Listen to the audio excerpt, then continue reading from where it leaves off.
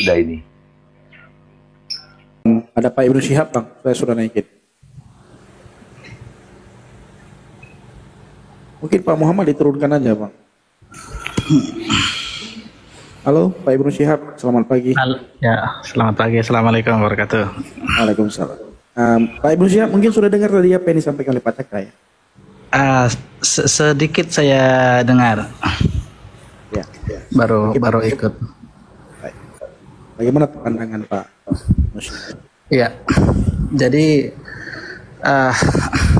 terkait apa yang disampaikan oleh Prof. Cakra Medonya, salam kenal, Prof.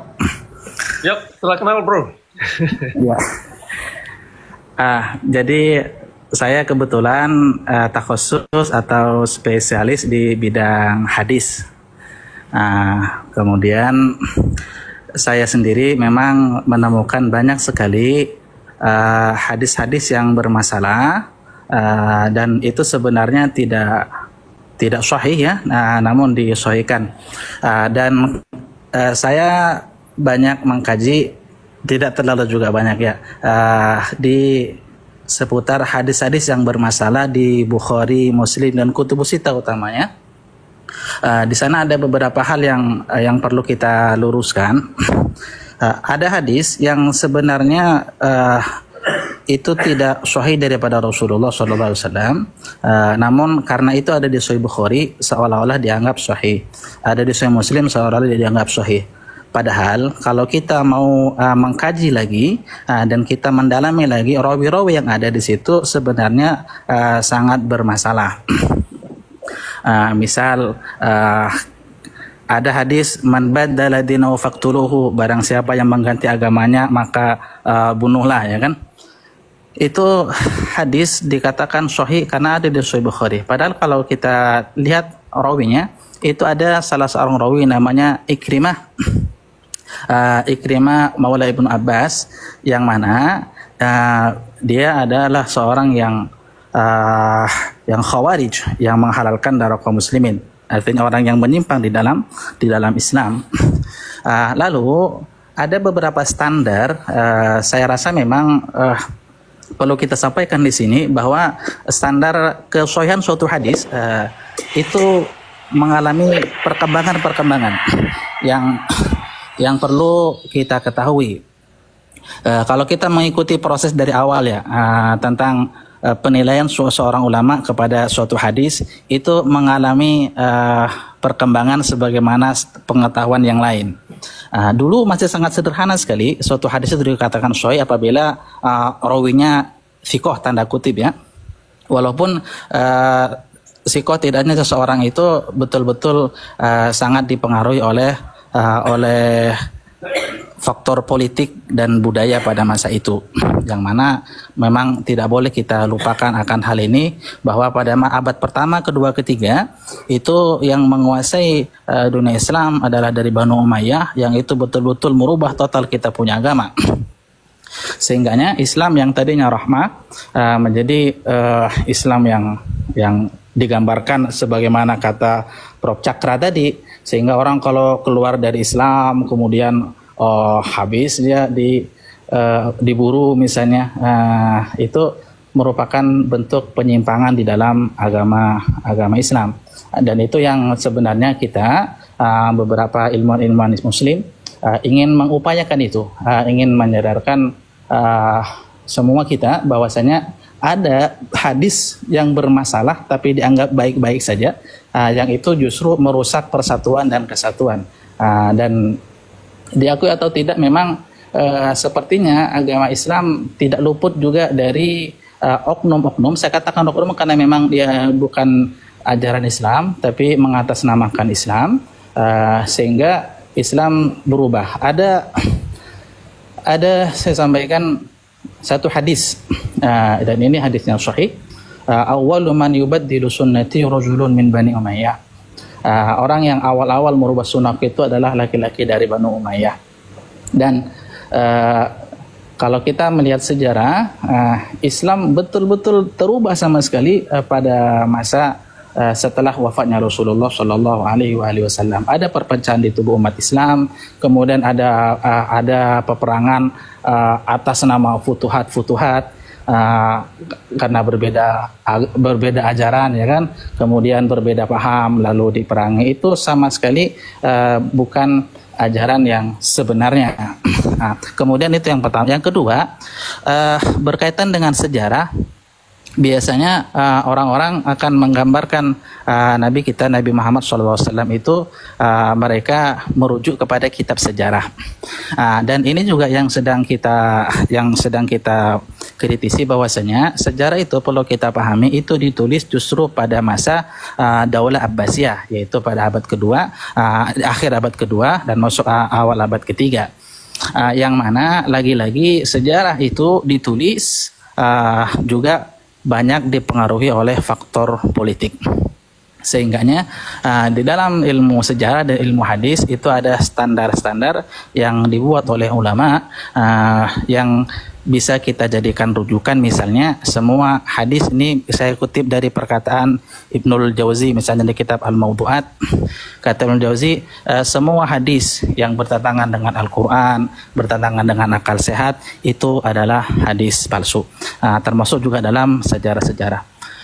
Sehingga saya tidak memungkiri apa yang dikatakan Prof. Cakra tadi, bahwa di masyarakat kita, khususnya di Indonesia, saya rasa memang memiliki sikap dewasa dalam perbedaan, dewasa di dalam kebinekaan itu sepertinya belum betul-betul kita terapkan secara sungguh-sungguh, sehingga memang kita banyak temui lah ya di lingkungan kita, hanya gara-gara beda pemahaman kemudian tidak tegur sapa, bahkan saling ada ancaman-ancaman yang saya rasa itu dilakukan atas dasar ketidakpahaman atau atas dasar kesalahpahaman di dalam memahami agama. Mungkin seperti itu pengantar dari saya. Terima kasih.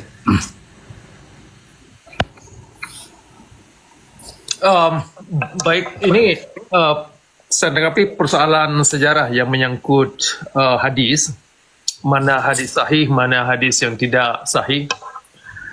Persoalannya, hadis atau kumpulan hadis itu tertulis nampaknya ratusan tahun setelah Al-Quran itu ada. Betul sekali. Jadi dalam ratusan tahun itu tidak bisa secara saintifik setiap kata itu keluar daripada mulut sesosok yang dimaksud. Betul, Pak, betul. Ya kan? Nah, itu persoalan pertama. Kemudian persoalan yang kedua, kandungan hadis itu sendiri, terlepas siapa yang bilang. Kalau kandungan isi hadis itu mengajak umat kepada kezaliman dalam beragama, maka kandungan itu bermasalah. Itu pasti palsu itu, betul. Okay? Kemudian poin yang ketiga, dalam Al-Quran ada tersebut 5 kali kata Muhammad. 5 kali. 4 kali dalam surahnya, 1 kali atas nama surah. Jadi 5 kali total. Yang sudah saya kaji, tidak satu pun kata Muhammad yang ada dalam Al-Quran itu dimaksudkan seperti yang kita dapat dalam kitab hadis Sahih Al-Bukhari, Sahih Muslim, dan kitab fikih.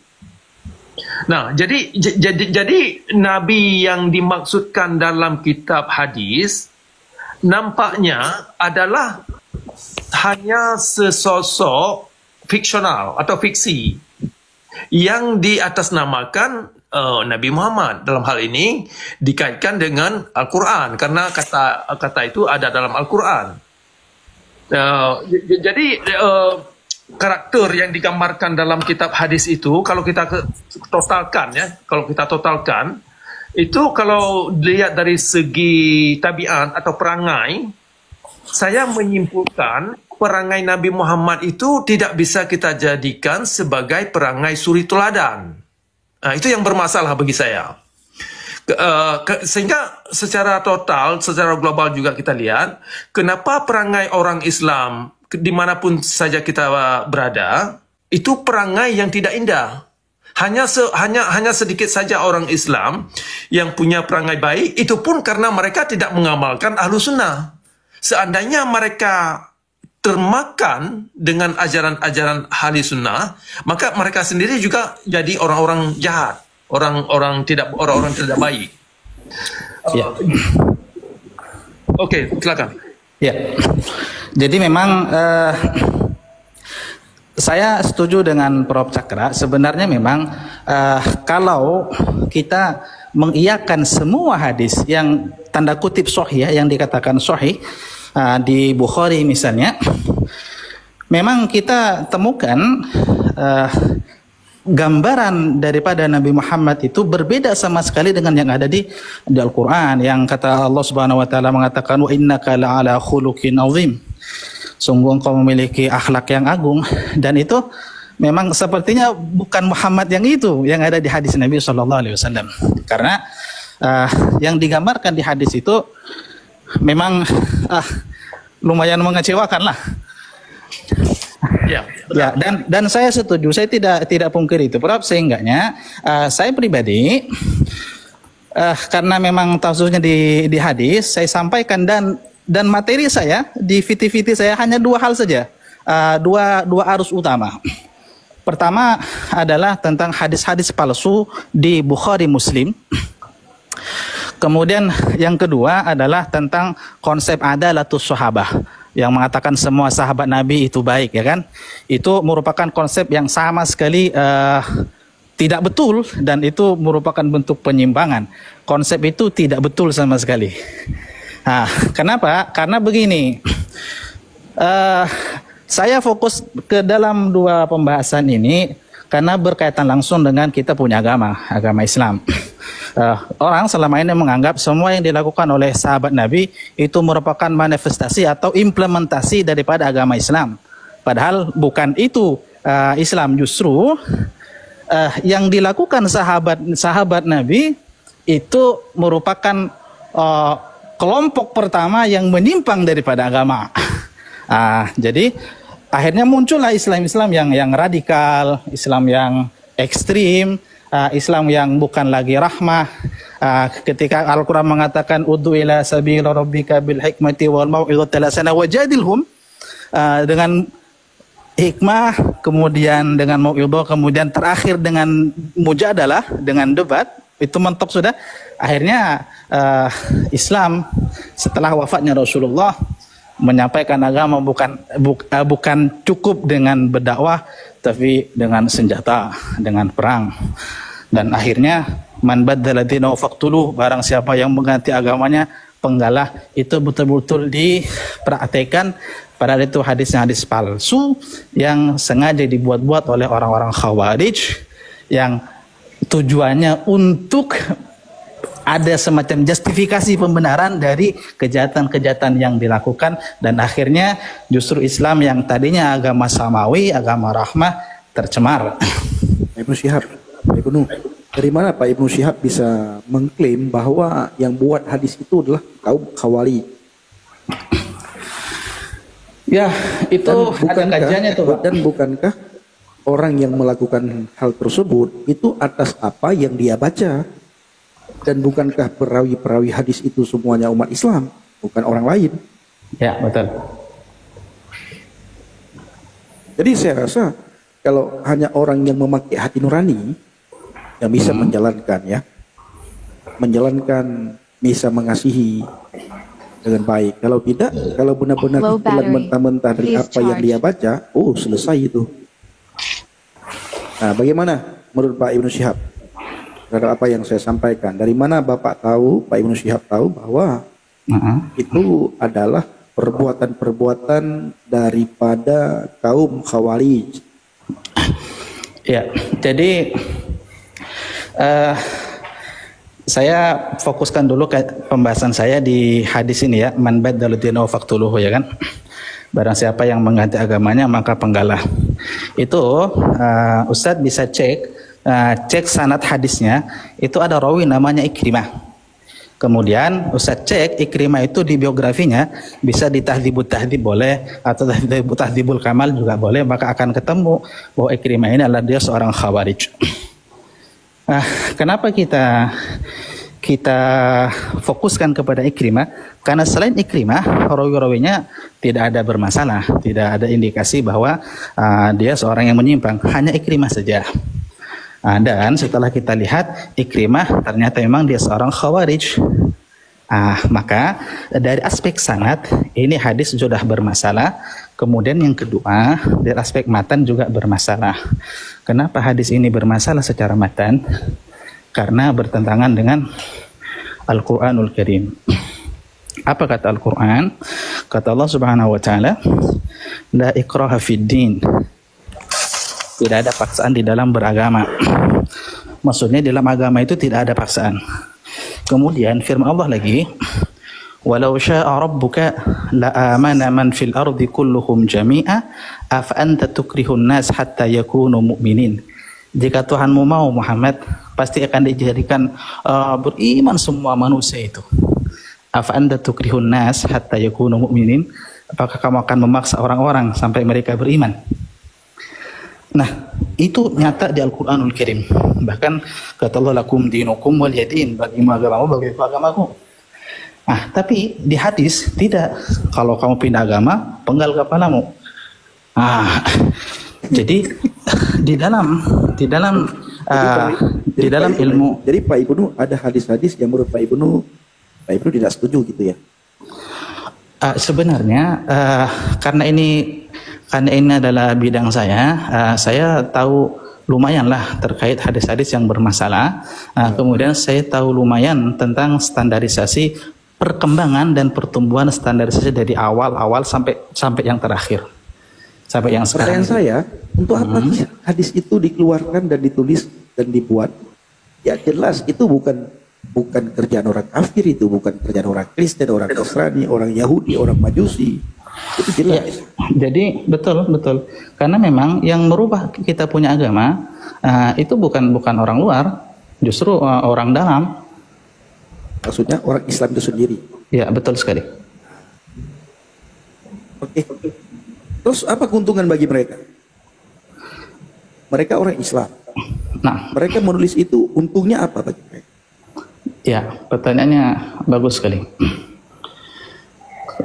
Apa keuntungan mereka merubah-rubah ya kan, atau memalsukan hadis? Ya, pertama kita perlu mengingat kembali firman Allah Subhanahu wa taala. Kata Allah, wa mimman hawlakum minal a'rabi munafikun wa min ahli al-madinati maradu 'ala an-nifaq la ta'lamuhum nahnu na'lamuhum. Di internal kita, pada masa Nabi kita Shallallahu Alaihi Wasallam itu ada orang-orang munafik, banyak orang munafik yang la ta'lamuhum nahnu na'lamuhum. Kamu Muhammad tidak tahu siapa-siapa mereka, tapi kami mengetahuinya. Jadi siapa yang merubah-rubah hadis, siapa yang merubah agama ini? Yang pertama jelas adalah orang-orang munafik, ya kan? Orang munafik yang kita tidak tahu itu siapa, karena nama-namanya juga tidak disebutkan kan, tapi sifat-sifat orang munafik itu tergambar jelas di dalam Al-Quran, sehingga kita bisa langsung merujuk di Al-Quran, lalu kita bisa bandingkan sifat orang-orang itu dengan Al-Quran. Kalau sesuai dengan Al-Quran, sesuai dengan sifat-sifat orang munafik, maka itu orang munafik. Itu yang pertama. Sehingga yang merubah kita punya agama itu adalah orang-orang munafik. Itu yang pertama. Yang kedua, bagaimana Islam bisa berubah, ya kan? Islam berubah itu karena memang ada siasa politik, ada faktor politik, dan kalau kita ingat kapan hadis itu dibukukan dan pada masa siapa hadis itu dibukukan, maka kita akan mudah sekali mengetahui hadis itu dibukukan pada masa Umar bin Abdul Aziz, pada masa Banu Umayyah, ya kan? Kemudian dilanjutkan. Saya begini, itu terlalu jauh. Maksud saya keuntungan apa bagi orang munafik tersebut? Ya, mengubah-ubah hadis. Apa keuntungannya? Sementara hadis itu ditulis jauh setelah Nabi Muhammad wafat. Ya kan? Dan ditulis hadis tersebut oleh umat Islam. Keuntungan bagi orang tersebut apa? Gitu loh. Apa keuntungan bagi dia? Kalau yang merubah-rubah itu adalah orang kafir, yang merubah itu orang Kristen, orang murtad, itu keuntungannya jelas. Ini yang merubah itu untuk orang yang merubah itu orang Islam sendiri. Kalau saya mendengar narasi daripada Bang Ibnu Syihab, bahkan kalau kita melihat hadis tersebut sangat menguntungkan, bukan merugikan. Contoh menguntungkan, saya bilang, siapa yang merubah agama, hancurlah, bunuhlah, segala macam, bla bla bla bla bla bla. Itu kan menguntungkan itu, bukan merugikan. Nah, keuntungan bagi dia mengubah-ubah itu apa? Ini kan Bang Ibnu Syihab kan ahli hadis. Fadal ya Ustaz. Siap. Kalau ditanya apa keuntungannya, namanya orang munafik yang kerja, ya keuntungannya ya untuk merusak Islam memang. Itu yang pertama. Kemudian yang kedua, siapa lagi yang merubah atau menyembunyikan hadis misalnya? Bisa kita cek adalah orang Islam yang itu mendapat tekanan dari pemerintah, ya kan? Tekanan dari penguasa. Kalau kita merujuk ke marosim hadis tersebut, keuntungan dari mana yang dia dapatkan? Siapa yang menukar agama Allah, maka bla bla bla bla bla bla. Apa keuntungan bagi dia dan keuntungan dan tekanan dari mana dia? Sehingga dia berani melakukan hal itu. Apakah ada tekanan dari penguasa pada waktu itu? Betul. Tekanan dari Allah, tekanan dari Rasul? Ya tidak mungkin kalau tekanan dari Rasul menurut saya. Kenapa? Karena Rasul sudah lama wafat. Nah, jadi saya mau sampaikan satu hadis. Ini ada di Musnad Ahmad bin Hanbal. Dari Abu Sa'id Al-Khudri, sanadnya sahih. Nanti bisa cek ya. Kata Abu Sa'id Al-Khudri, ketika turun ayat idza ja'a nasrullahi wal fathu, kata Nabi, annasu hayyizun ana nasrullah. Ketika mendengar hadis ini, perhatikan baik-baik insyaallah. Ketika mendengar hadis ini, Marwan itu marah besar. Saat turun surah An-Nasr, kata Nabi, saya dan sahabat-sahabat saya satu golongan dan manusia yang lain golongan yang lain. Saat mendengar hadis ini dibacakan oleh Abu Sa'id Al-Khudri, itu Marwan bin Hakam marah besar. Marah besar. Kata Marwan, kadzabta, kamu pendusta. Kepada Abu Sa'id Al-Khudri. Apa kata Abu Sa'id? Andai kata dua orang ini mau, yang bersama Abu Sa'id pada saat itu ada dua sahabat. Yang pertama Zaid bin Thabit, yang kedua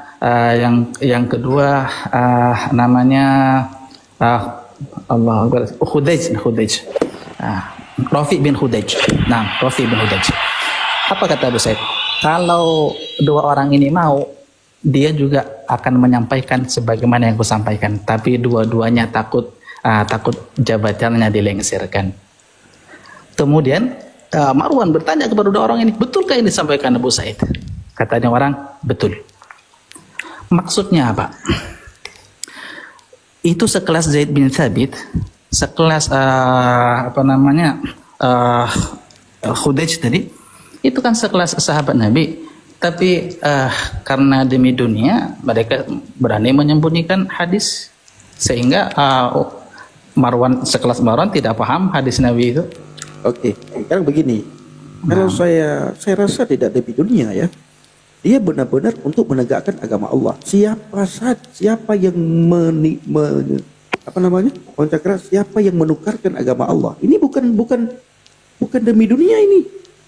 Siapa yang menukar agama Allah, maka bantailah, bunuhlah, bla bla bla bla bla. Ini bukan demi dunia, brother, Ibnu Syihab. Bukan demi dunia. Ini justru demi menegakkan agama Allah. Dia melakukan hal tersebut, dia menulis hal itu. Bukan agama Allah. Agama Allah yang mana itu? Emang agama Allah ada berapa? Agama Allah yang mana? Maksudnya agama Islam? Ya, apakah agama Allah yang mana? Kalau bertentangan dengan Quran itu agama Allah. Islam bukan agama Allah. Adakah di Al-Quran orang yang murtad diperangi? Bukankah Abang Ibnu Syihab berpegang pada dua hal, Al-Quran dan hadis? Hadis itu palsu apabila bertentangan dengan Al-Quran. Apakah bertentangan itu bukan? Abang bilang Akhi Ibnu Syihab bilang tadi, mereka-mereka itu mengejar dunia. Itu saya rasa bukan mengejar dunia, tetapi justru menegakkan syariat, menegakkan ya, membela apa yang perlu dia bela. Itu bagaimana? Belum lagi ada hadis di mana Nabi Muhammad berkata, aku diperintahkan untuk bla bla bla bla bla bla sampai orang tersebut mengucapkan 2 kalimat syahadat. Ada hadisnya. Apakah juga itu bisa dikatakan adalah hadis yang dhaif, hadis yang lemah? Loh, kenapa turun? Nggak tahu bang, nggak tahu. Apakah lari atau turun atau kita nggak turunkan ya? Enggak. Kita nggak turunkan. Oh sorry, berarti beliau jatuh. Bukan. Mungkin bukan. Ya. Jatuh. Ini dia balik lagi ya. Ya ini. Silakan. Ya, minta maaf, tadi terkeluar. Siap. Fadal lagi. Jadi ketika Akhi bilang bahwa itu adalah ada orang-orang tertentu yang mengejar dunia, ini saya rasa ini orang-orang bodoh yang bisa berkata itu mengejar dunia. Jelas-jelas dia berkata, siapa yang menukarkan agama Allah? Lalu Ibnu Syihab bertanya kepada saya, agama yang mana agama Allah? Terus saya bertanya, memang ada berapa agama Allah?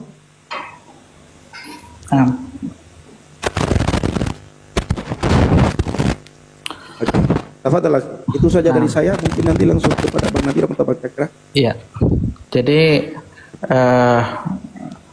sahabat Nabi bahkan saat berperang pun itu tidak murni semuanya untuk agama Allah. Dan itu sudah Allah singgung di Quran, minkum may yuridud dunya wa minkum man yuridul akhirah. Di antara kalian ada yang menginginkan dunia saat perang tuh. Dan di antara kalian ini akhi. Ketika hadis Al-Bukhari, riwayat Al-Bukhari, Sahih Bukhari yang dibacakan oleh Prof Cakra dan yang saya bacakan, lalu Bang Ibnu Syihab menyimpulkan bisa saja itu mereka mencari-cari dunia ya, mengejar dunia. Nah, coba dulu fokus ke sini, hadis ini bagaimana menurut Abang Ibnu Syihab? Ketika seseorang menukar agama Allah, maka bla bla bla bla dan bla bla. Itu orang bukan mengejar dunia, itu demi agama dia lakukan itu, supaya agama tidak ada orang yang murtad dari agama Allah. Kalau abang bertanya kepada saya, memang agama Allah agama apa? Inna dina inallahi Islam. Maksudnya kalau orang murtad dipenggal kepalanya gitu? Itu hadisnya begitu, bukan penggal kepala di situ dibilang. Iya Pak, dibunuh. Iya. Walaupun ya di Indonesia belum ada yang melakukan itu. Apakah karena bertentangan dengan hukum negara? Ya. Atau banyak orang yang memakai hati nurani? Artinya Al-Quran bertentangan, berarti agama Islam bertentangan dengan hati nurani? Saya tidak tahu. Kalau ya tidak ada orang yang melakukan, berarti orang tersebut memakai hati nuraninya. Iya, berarti Islam bertentangan dengan hati nurani. Saya tidak bertanya seperti itu. Nah, bagaimana pandangan Bang Ibnu Syihab tentang hadis tersebut? Jangan dulu bawa lari-lari ke hadis manat, masalah perang. Hadis tentang ini, seperti itu. Jadi terkait hadis itu, tadi sudah saya sampaikan bahwasanya rawinya bermasalah, secara matan juga bermasalah. Secara matan bertentangan dengan Al-Quran. Orang itu bukannya membela agama Allah. Apanya itu? Abang Ibnu Syihab tidak berani berkata bahwa orang itu membela agama Allah. Oh, itu merusak agama, bukan membela agama itu. Ya, dari mana abang tahu itu merusak agama? Ya, karena bertentangan dengan Al-Quran. Itu dusta atas nama Nabi itu. Oke, berarti hadis tersebut bertentangan dengan Al-Quran. Nyata palsu itu. Sekalipun perawinya jelas. Yang dibilang di situ adalah siapa? Hadis Al-Bukhari. Iya, di Sahih Bukhari itu tidak semuanya sahih.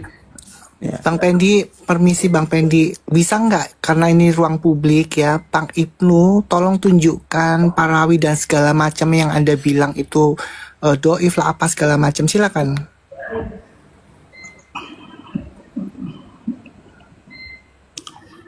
Bagaimana cara saya nunjukkan ini? Silakan, karena kan sudah 5.000 pengikutnya itu. Anda tahu dari mana? Tolong dalilnya itu ditunjukkan bahwa hadis yang menyatakan bahwa Nabi Muhammad memerintahkan untuk membunuh itu sanad dan segala macamnya sesuai Anda narasikan itu tidak apalah. Ya, jadi tidak, ini gitu. Kalau itu bisa teman-teman cek DVD saya, itu sudah lama sekali saya buat DVD itu. Saya sertakan juga rujukannya, saya sebutkan juga kitabnya, tapi saya tidak tahu apakah sudah ada terjemahnya atau tidak. Silakan Pak, di narasi ditunjukkan saja bahwa perkataan Nabi Muhammad yang tertulis di dalam hadis itu palsu atau itu tidak kuat atau apalah itu. Silakan. Tapi tertulis ya, itu kan menurut Anda. Karena di ruang publik kita butuh validasinya. Maksudnya bagaimana cara saya menampilkannya ini? Mungkin Bang Ibnu, mungkin Aki bisa tampilkan datanya. Tapi kalau enggak juga nggak apa-apa. Nanti saya akan coba lihat di tempat Bang Ibnu ya, di video-nya. Siap. Okay. Abang Cakra, halo Prof Cakra. Ya. Oke, lanjut. Baik. Jadi menurut Bapak Ibnu Syihab, saya sependapat bahwasanya yang namanya klaim sahih yang dimaknakan itu otentik ternyata tidak otentik. Ya kan, tidak semua otentik. Itu satu. Kalau klaim atau label yang dikatakan sahih ternyata di dalamnya banyak yang tidak otentik, bisa jadi semuanya tidak otentik. Demikian, ada kemungkinan atau tidak menutup kemungkinan sahih yang hadis yang paling sakral dalam Islam adalah perkara rukun Islam. Karena yang namanya rukun Islam itu tidak lahir dalam Al-Quran. Ya. Nah, kalau sahih itu, label sahih itu tidak bisa dipegang, bisa jadi rukun Islam itu sendiri tidak sahih. Artinya, kalau Islam tidak mengandung rukun Islam, ya kan, berarti Islam itu sendiri tidak sahih secara totalitas. Karena kalau kita bicara Islam, kita tidak mungkin tidak bicara perkara rukun Islam atau rukun iman. Nah, jadi implikasinya lebih luas lagi ini. Kalau misalkan tadi Anda sebut, ya kan, yang juga saya setuju bahwasanya klaim label sahih itu bukan berarti otentik.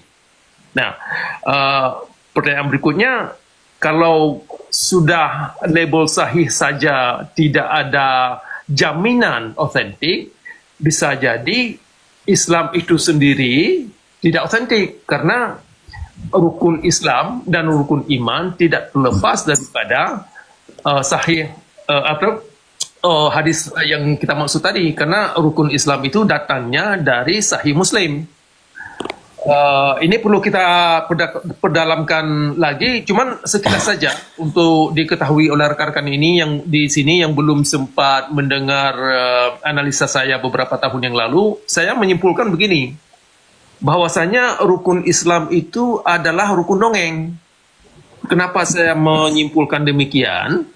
Karena segala perbuatan ritualitas yang ditempuh atas rukun-rukun tersebut hasilnya tidak bisa difaktualkan dalam realitas alam.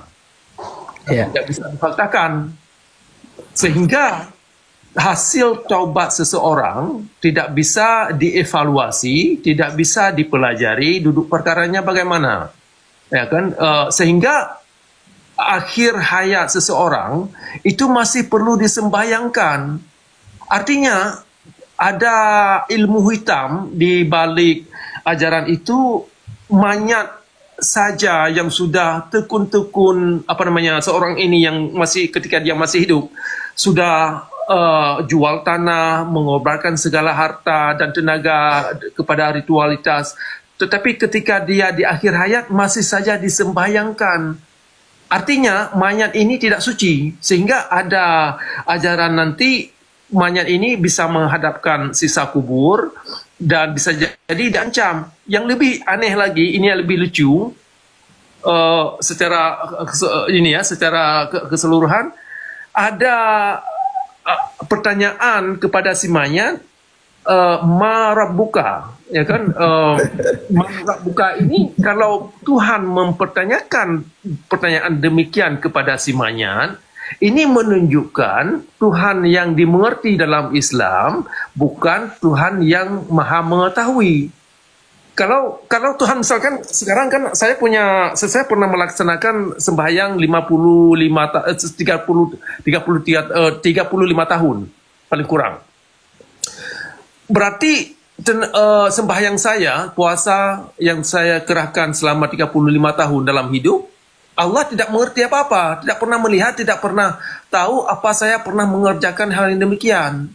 Kok Tuhan, kalau Allah memang dia maha mengetahui, kok bertanya lagi persoalan saya pernah mengerjakan sembahyang atau siapa Tuhan saya?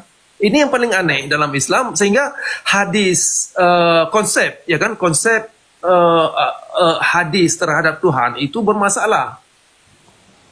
Jadi ini implikasinya jauh lebih dalam, lebih sakral lagi, karena ini sudah kita masuk ke dalam ranah kerangka Islam itu sendiri. Jadi bukan lagi persoalan seseorang, karena kamu sembahyang kamu kurang beres atau kurang sempurna. Ini kita sudah melangkah jauh kepada menganalisa kerangka Islam itu sendiri. Kalau kerangka Islam itu sendiri ada hal yang tidak sahih, tidak sahih, maaf ya, berarti jangan mengherankan kalau rukun Islam itu tidak bisa membawa umat kepada golongan akhlak yang baik-baik, karena sudah ada bukti perangai Nabi Muhammad yang diterangkan oleh kitab fikih, kitab hadis, termasuk kitab sirah Muhammad. Ternyata perangai dan tindakan dan kesimpulan yang diambil oleh Nabi terhadap seseorang itu menurut saya ya tidak manusiawi, dan saya tidak bisa terima dalam beragama yang demikian. Karena kalau kita mau jadi orang jahat, sebenarnya tidak perlu agama pun, ya kan? Jadi orang gelandangan, jadi preman juga bisa.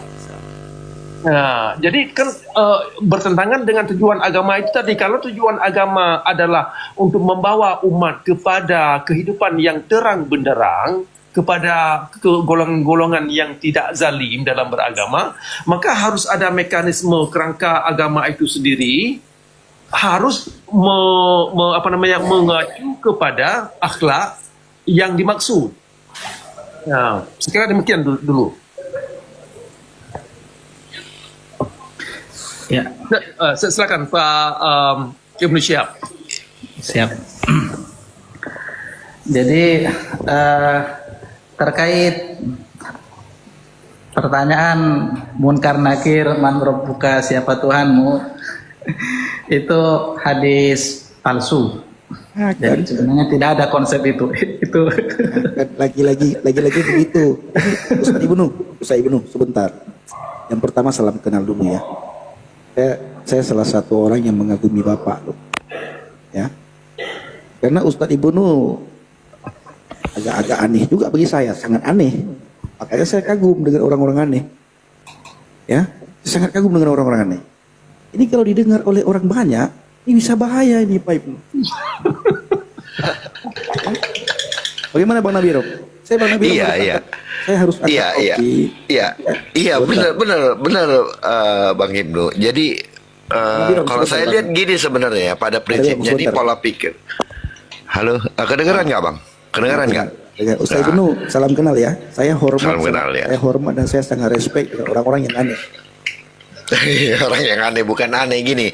Makanya Pak Cakra ini kan selalu bilang, kenapa kita tidak berani untuk berspeak up gitu dengan cara berpikir kita yang memang terbebas daripada kungkungan atau belenggu yang selama ini kita diajarkan. Saya lihat orang-orang yang terpelajar ya sangat banyak ya. Contohnya gampang, seperti yang orang terkenal sampai dia dihujat juga, Munim Siri dan lain-lain. Mereka ini orang-orang terpelajar gitu, ya kan? Mereka ini kadang-kadang menjadi aneh di hadapan orang-orang kebanyakan. Nah ini kan jadi masalah. Apakah karena orang-orang banyak ini termakan doktrin saja, ataukah memang pengajarnya itu tidak sesuai dengan keadaan yang sebenarnya, seperti Pak Ibnu. Pak Ibnu contohnya bilang begini. Tadi ada saya bilang dia ada satu perawi yang memang contohnya dia memang dia jahat atau apa dan lain-lain. Contohnya gitu ya. Nah ini kan menjadi pertanyaan. Kenapa bisa jadi sohi? Apa yang menyebabkan itu? Apakah ada kepentingan di sana? Kan itu tadi menjadi penyebabnya ya Pak Ibnu ya, salah satu ya. Tadi kan yang dibicarakan gitu.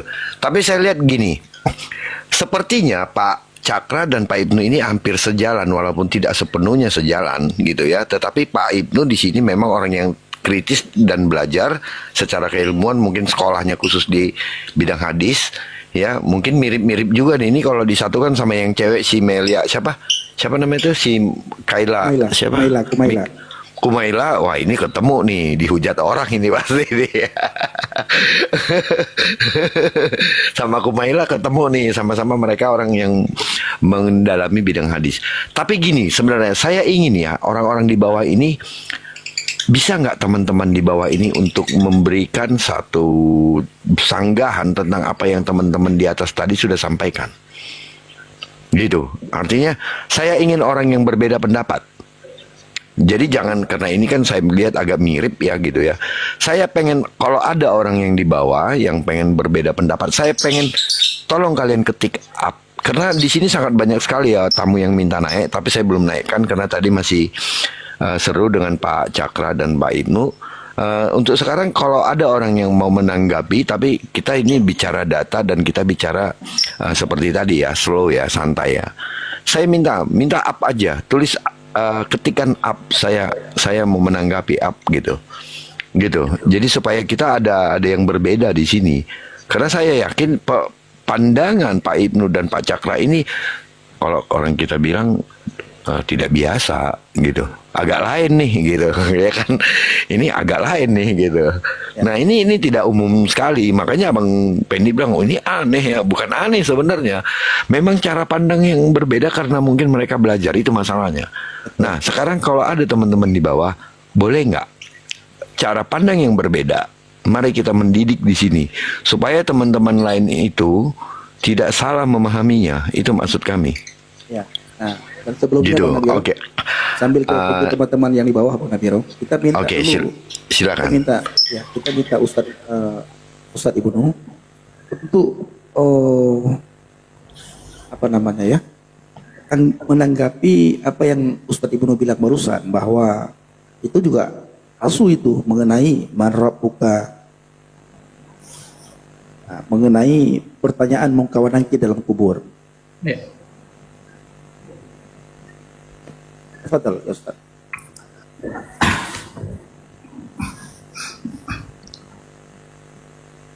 Jadi saya mau runtut dulu mungkin ya, terkait keanehan-keanehan yang ada.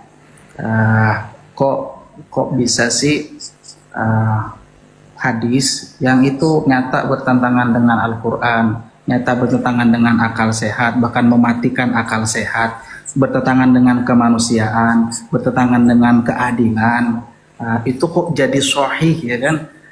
Dan itu seolah-olah bagian daripada Islam. Oh, kenapa sahih? Karena memang rawi-rawinya usiqoh, orang yang baik, orang yang jujur.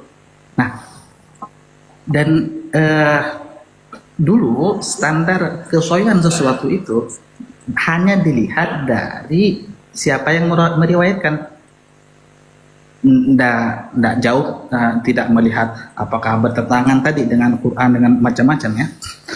Nah, bayangkan keanehan itu bertahan dari abad kedua sampai abad 9 pada masa Ibnu Hajar Al-Asqalani. Keanehan apa yang dimaksud? Ada keanehan orang-orang yang pro Muawiyah, pro pemerintah, meskipun jahat, meskipun membunuh, meskipun pendusta, itu ternyata difikokan, dianggap baik dan ditokohkan serta diulamakan. Sebaliknya, orang-orang yang melawan pemerintah, misalnya dari golongan Syiah, misalnya, atau yang pro kepada Imam Ali, itu akan dibaifkan itu. Jadi hadis-hadisnya meskipun itu berkesesuaian dengan akal tentang kemana, tetap itu tidak sahih. Maka muncullah hadis-hadis yang bermasalah itu tapi masuk ke dalam hadis sahih tanda kutipnya. Karena memang standar dari awal memang sudah bermasalah hingga muncul abad belakangan yang itu diprakarsai oleh misalnya Imam Ibnul Jauzi di kitab Al-Mawdu'at, ulama muhaddisin mutakhirin, mereka membuat standar baru yang tidak hanya menilai kesohihan hadis itu dari siapa yang meriwayatkan, tapi apa juga yang diriwayatkan.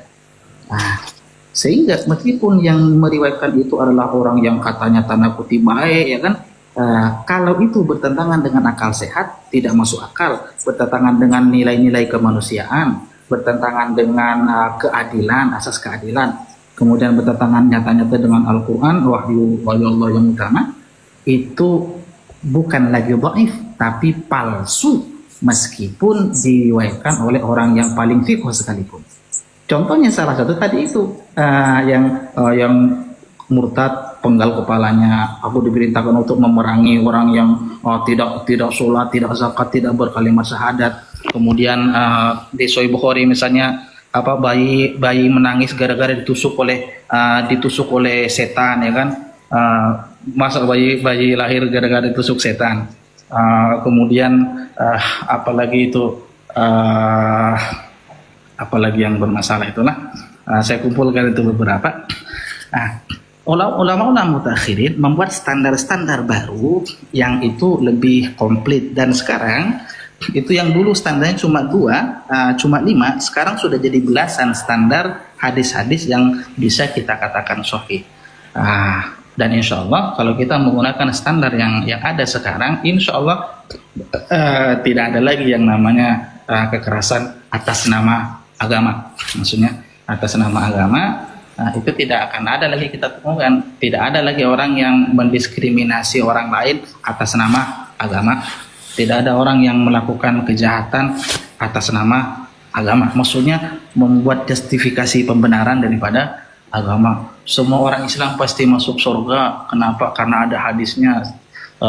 Setiap satu orang Muslim yang masuk surga akan digantikan jatahnya di neraka dari orang Yahudi dan orang Nasrani. Itu ada di Sahih Muslim. Masa kita bilang Sahih itu jelas itu palsu? Kenapa? Karena bertentangan dengan Al-Quran. Kata Al-Quran, Allah taziru wazratun wizra ukhra. Seseorang itu tidak menanggung dosa orang lain. Masa kamu yang korupsi, masa orang lain yang masuk neraka? Itu kan sablon namanya. Nah, tapi memang lebih parah lagi memang sejarah kita tidak bisa pungkiri menggunakan agama untuk melakukan kejahatan. Dan itu sudah digambarkan sebenarnya oleh Al-Quran. Kata Allah Subhanahu wa taala, "Ara'aital ladzi yukadzibu biddin?" Tahukah kamu orang yang berdusta atas nama agama? Biddin. Fadzalika alladzi yad'ul yatim wa la yuhibbu ala ta'amil miskin. Fawailun lil musallin alladzina hum an shalatihim sahun alladzina hum yura'una wa yamna'una al-ma'un. Menghardik anak yatim, tidak peduli kepada fakir miskin, kemudian dia lupa dengan sholatnya. Maksud lupa dengan sholat apa? Dia nyembah Allah, dia sholat 5 waktu, tapi kerjaannya macam setan. Kerjaannya tidak memberikan kedamaian ke orang lain. Fawailun lil musallin alladzina hum an shalatihim sahun alladzina hum yura'un. Orang-orang yang beramal pamrih, wa yamna'una al-ma'un. Itu Al-Quran menjelaskan begitu. Bahkan kalau kita ingin menggambarkan Islam, sedikit saja kata Nabi, al-muslimu man salima al-muslimuna min lisanihi wa yadihi.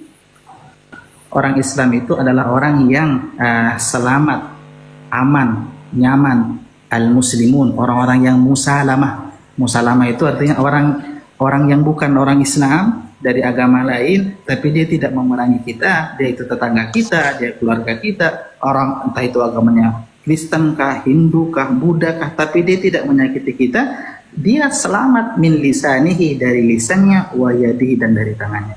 Muslim yang sebenarnya itu adalah Muslim yang bisa memberikan keamanan dan kenyamanan kepada orang lain tanpa melihat agama apapun. Itu hadis Nabi sahih.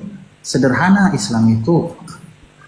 Tapi dengan sekarang Ustaz coba kembali kepada pertanyaan kawan Anda. Itu bagaimana Ustaz Ibnu Syihab bisa berkata itu hadis yang palsu, sementara banyak sekali dipakai oleh orang, bahkan banyak sekali ustadz juga berkata nanti hati-hati, bahkan ada dijual buku untuk menjawab mungkar wa nangkir, pertanyaan mungkar wa nangkir. Makanya Ustaz Syihab begini, saya sering berkata begini ketika teman-teman ya oknum dari Aceh berkata, Pendi, hati-hati kau nanti akan kena siksa kubur. Dan pertama kau sudah murtad, segala macam bla bla bla. Apa jawaban saya Ustaz Syihab? Saya berkata begini, saya tidak akan kena siksa kubur. Ini saya tidak berbicara tentang kekristenan, saya bilang. Ya, karena pertanyaan mungkar wa nangkir saya sudah hafal. betul. Saya sudah bisa hafal dan saya sudah bisa jawab. Bagaimana mu'allaf yang tidak bisa bahasa Arab?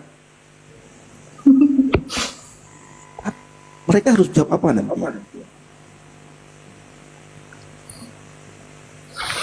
Jadi Ustaz Syihab, bagaimana pandangan Ustaz Syihab mengenai hadis itu? Kenapa bisa dikatakan hadis palsu? Dan saya baru dengar kalau ini hadis palsu dari Ustaz Syihab sendiri. Ya, sayang sekali saya tidak bisa membuka data ini. Saya lagi di rumah sakit pun. Siap. Ada orang, ada ini keluarganya tidak ada, jadi saya ditelepon katanya minta tolong. Jadi minta maaf belum bisa saya tampilkan data lah. Tapi aku lihat begini sebenarnya, karena memang saya terkhususnya di hadis terkait akidah. Akidah itu namanya keyakinan itu haruslah dibangun, fondasinya itu harus dari sesuatu yang kokoh, yang kuat, yakiniyat. Sehingga tidak boleh suatu keyakinan tapi dibangun dengan sesuatu yang meragukan. Hadis ada dua macam. Ada hadis itu sifatnya adalah mutawatir, ada hadis ahad. Minta maaf kalau ini pakai bahasa istilah hadis ya. Hadis mutawatir itu hadis yang setara dengan, bukan setara, tapi kuat sekali, tidak bisa kita pungkiri karena rawinya banyak sekali, lebih dari 10 orang, lebih 10 sahabat, itu disebut dengan mutawatir. Ada hadis ahad yang diriwayatkan oleh satu orang sahabat, 2 orang sahabat. Nah, sesuatu yang di luar yang terlihat oleh kita tentang alam kubur, tentang surga, tentang neraka, tentang kiamat, itu harus dibangun dengan dalil yang qat'i. Qat'i itu bukan yang meragukan. Hadis-hadis seputar siksa kubur, adanya malaikat ini itu, pertanyaan itu hadisnya adalah bermasalah. Ada yang palsu, ada yang dhaif, ada yang disahihkan tapi sebenarnya tidak sahih. Kenapa? Makanya banyak sekali di internal umat Islam yang istilahnya tidak meyakini dengan adanya malaikat mungkar nakir, kemudian pertanyaan mungkar nakir, kemudian adanya siksa kubur yang adanya ular, terus adanya kalajengking, ya kan? Kemudian ada malaikat pegang palu dipukul pecah kepalanya. Itu semua justru adalah dongeng-dongeng yang sayang sekali masih diajarkan di beberapa tempat itu. Sehingga kita kesannya kalau melihat kematian itu sesuatu yang menakutkan, menyeramkan gitu. Akhirnya kita tidak menjadi pribadi yang produktif karena takut mati aja, takut mati. Padahal ngapain takut mati gitu kan? Toh sudah tahu jawabannya kan begitu. Betul. Malah Ustaz Syihab, saya pernah begini dulu ya. Ustaz saya pernah berkata begini. Jadi kalau kamu suatu saat nanti melihat orang kafir meninggal, mereka jungkir balik katanya. jungkir balik katanya. Makanya Ustadz Syihab, waktu saya awal-awal murtad ya, awal-awal masuk Kristen, saya tidak berani melihat mayat. Jadi ketika Bapak Gembala saya mengajak untuk ngelayat, saya tidak berani. Sampai suatu hari saya dipaksa oleh Bapak Gembala saya untuk melihat mayat. Baru setelah itu saya berani. Ternyata saya sebelum murtad dibohongin bahwa orang kafir itu kalau mati jungkir balik.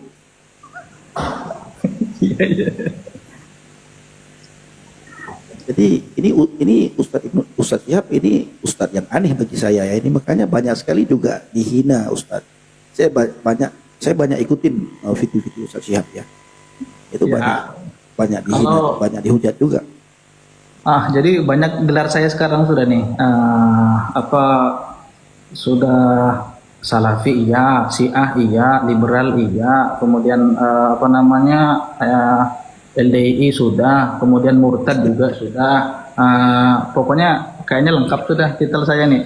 Oke, Ustadz Syihab, berhubung Ustadz lagi di rumah sakit, kapan Ustadz bisa ada waktu untuk diskusi dengan Pak Cakra?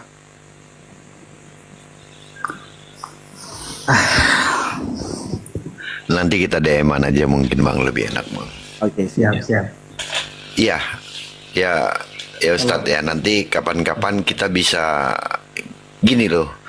Kita tuh ingin membuka cakrawala itu supaya saya sangat tertarik ayat yang digunakan sama Pak Cakra ya. Kalau nggak saya salah di ayat 36 ya dari surat apa ya Pak Cakra ya, bahwa kamu harus mengenal, janganlah kalian meyakini apa yang tidak kalian punya pengetahuan tentangnya. Itu di Kalau salah itu ayatnya. Al-Isra 1. Al-Isra 36 ya, Al-Isra 36 artinya bagaimana kita bisa meyakini sesuatu yang kita tidak mengerti dan tidak punya pengetahuan yang benar, kan gitu Pak. Nah ini nih maksudnya, ini yang saya senang ya, bagaimana kita membuka cakrawala berpikir kita supaya kita benar-benar mengerti apa sih yang kita yakini ini gitu. Jangan hanya dikatakan kata si A, kata anu gitu. Nah itu yang kita pengen sama-sama, yuk kita sama-sama membuka bagaimana sih sebenarnya kita harus belajar. Itu sih Pak Ibnu Syihab, silakan. Baik. Saya sering sekali dengan teman-teman Ustadz ya kan, asatid yang jelas berpikiran terbuka seperti saya, yang mau diskusi santai. Saya sering sampaikan begini lah, kata Allah Subhanahu Wa Taala, dan ini saya katakan merupakan firman Allah yang paling tertinggi, yang lain ikut-ikut aja di bawahnya. Kata Allah, ya ayuhan nas, inna khalaqnakum min dzakarin wa unsa wa ja'alnakum syu'uban wa qabaila lita'arufu. Semuanya kami ciptakan kalian itu berjenis laki-laki, perempuan, berbangsa-bangsa, bersuku-suku, lita'arufu inna akramakum indallahi atqakum. Tujuannya Allah ciptakan kita itu untuk saling mengenal. Apapun suku, bangsa, apapun agamanya, saling kenal. Kalau saling kenal itu tidak boleh mengawali dengan berprasangka buruk. Nah, betul-betul saling kenal. Namanya saling kenal ya bisa kita ngopi bareng, diskusi bareng. Saling kenal itu berarti saling cinta, ya kan? Nah, dan tidak harus sama. Sering saya sampaikan, saya tidak ingin kamu sama dengan saya, tapi saya ingin kamu beda dengan saya, tapi kita masih bisa ngopi bareng, bisa kita bercanda bareng. Saya bilang itu insaniah namanya. Berbeda itu biasa, tapi kalau kita ribut gara-gara perbedaan itu justru menyalahi fitrah kita. Dan saya lihat di komal-komal saya lihat kalau ada diskusi lintas agama itu kok macam banyak kata-kata tidak bagus lah kalau saya perhatikan itu. Entah itu yang di Muslim, entah itu yang di Kristen, kok kayaknya saling jotos-jotos. Saling kenal namanya ini. Ini mau saling menjatuhkan. Insya Allah tidak ketemu kalau seperti itu Pak. Dan itu menjauhkan hati kita menjatuhkan hati. Tapi saya yakin kalau semua saling ta'aruf ya kan, saling kenal. Khawatirnya kan misalnya kalau saya nih ingin mengetahui tentang agama teman-teman yang di Kristiani, dengan kacamata saya itu kan salah terus tuh, masuk neraka aja semua itu orang-orang tuh. Nah, tapi kalau misalnya saya dari awal memang merasa tidak tahu dan saya ingin tahu dan betul-betul itu murni dari hati, paling tidak saya paham, paling tidak saya mengerti, dan mudah-mudahan ya kita bisa kumpul nanti di surga, kan begitu, sama-sama lanjutkan diskusi kita, kan begitu, Pak. Benar. Ustaz tinggal di Kalimantan kah? Saya di Kalimantan Timur, di Berau. Oh, Kalimantan Timur, Banjarmasin. Bukan, di Berau jauh. jauh. Kalau Banjarmasin Kalimantan apa? Itu Kalimantan Selatan. Oh, siap. Mudah-mudahan nanti kita DM-an Pak Ustaz ya, kita bisa minta nomor. Siap. Kalau begitu saya undur diri. Terima kasih banyak sudah diberi ruang waktu nih. Kita lanjut lagi lah. Minta maaf. Iya. Ustaz, ya. Terima kasih Ustadz, hati-hati. Ya. Atas saling kenal ini ya, kita connect nanti. Iya, disaling follow lah ya Pak Ustadz ya.